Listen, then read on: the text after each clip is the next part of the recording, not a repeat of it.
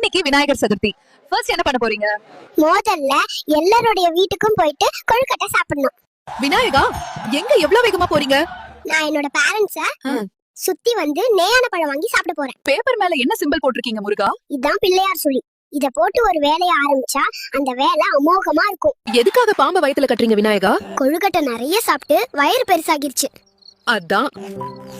எதுக்காக உங்க தங்கத்தையே உடைச்சு மகாபாரதம் எழுதுறீங்க விநாயகா? நான் எழுதும் போது எழுத்தாணி உடைஞ்சிருச்சு.